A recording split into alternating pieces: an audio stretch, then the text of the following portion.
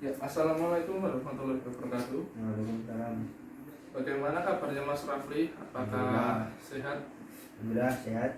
Ya, di rumah kegiatannya ngapain aja ini selama ini? Ya mengerjakan tugas-tugas terus perbahan terus Mas. Oke, ya.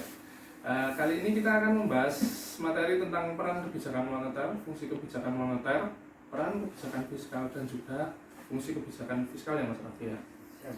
Ya, sebelum kita membahas materi bersama-sama, marilah kita berdoa menurut kepercayaan dan keyakinan masing-masing. Doa dimulai.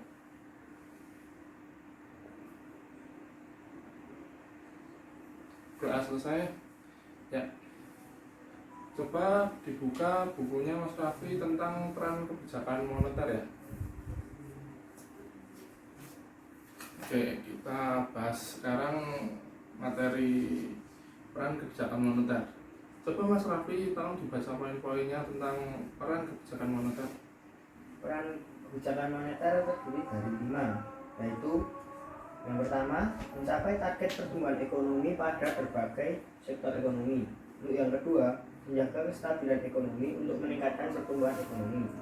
Ketiga, menjaga stabilitas harga untuk mengurangi inflasi.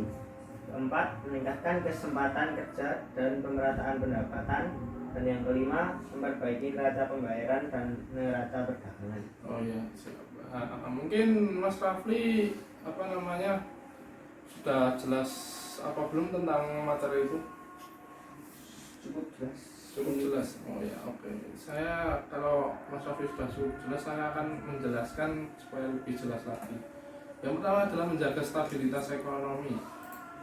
Ya, stabilitas ekonomi adalah ketika kondisi ekonomi negara stabil, terkendali, dan berjalan dengan baik, kebijakan moneter harus bisa menjaga agar kondisi tersebut berkelanjutan.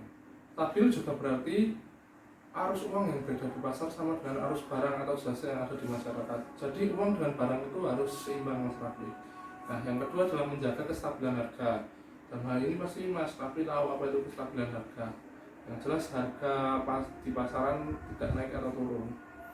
Nah, artinya yang lain adalah kebijakan ini harus mampu menstabilkan kenaikan dan penurunan harga yang tidak beraturan. Nah, itu sangat berpengaruh sekali terhadap pasar atau perekonomian di negara kita. Yang ketiga adalah meningkatkan kesempatan kerja.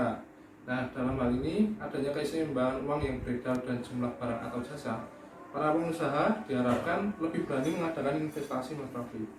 Investasi tersebut dapat memperluas usaha dan menciptakan lapangan pekerjaan.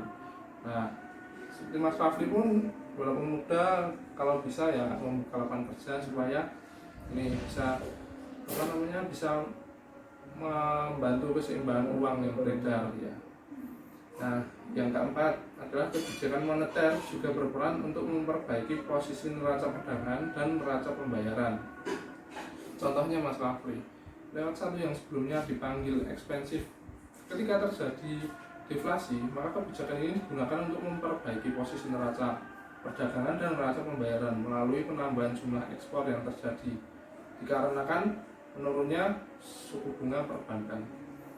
Nah, yang kelima adalah menjaga kestabilan ekonomi untuk meningkatkan pertumbuhan ekonomi. Yang kedua, materi kedua adalah fungsi kebijakan moneter.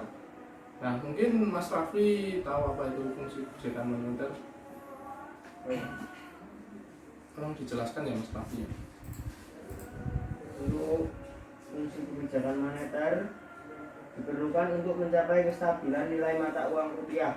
Kebijakan moneter berfungsi memacu pembangunan dan mempengaruhi biaya dan pengadaan kredit, pengendalian inflasi, dan mempertahankan keseimbangan neraca pembayaran.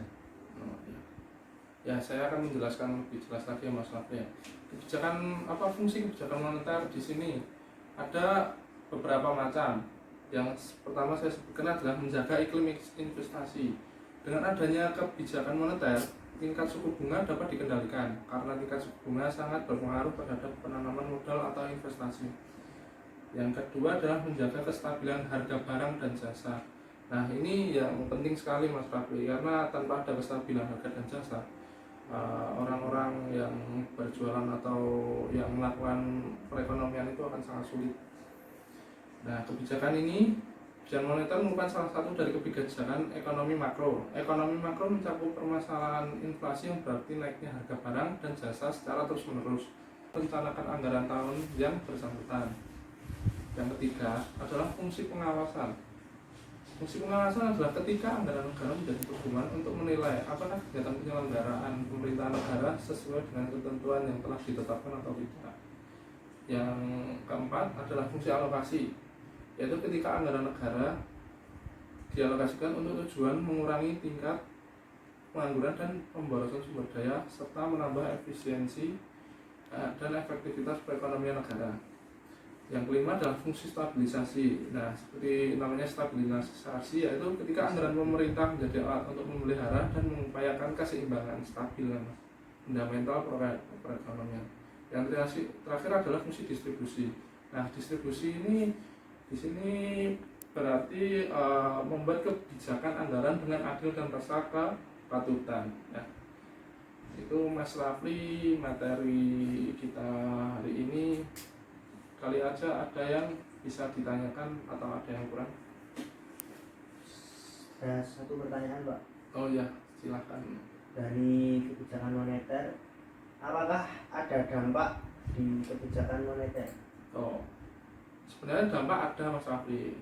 Ada dua dampak yang ditimbulkan dari kebijakan moneter, yaitu dampak jangka menengah dan juga dampak jangka pendek. Nah, jangka menengah sendiri atau panjang teori moneter memberikan penjelasan mengenai hubungan antara inflasi, pertumbuhan output, dan pertumbuhan uang.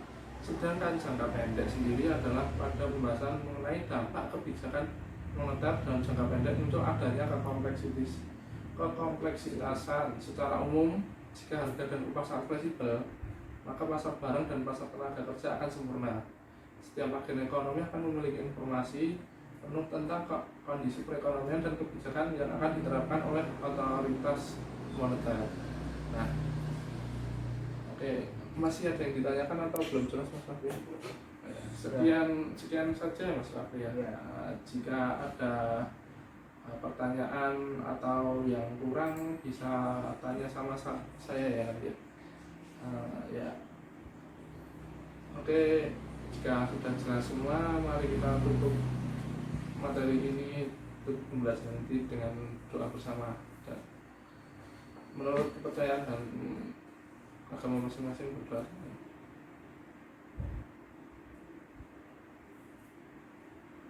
Sudah selesai. Ya. Wassalamualaikum warahmatullahi wabarakatuh.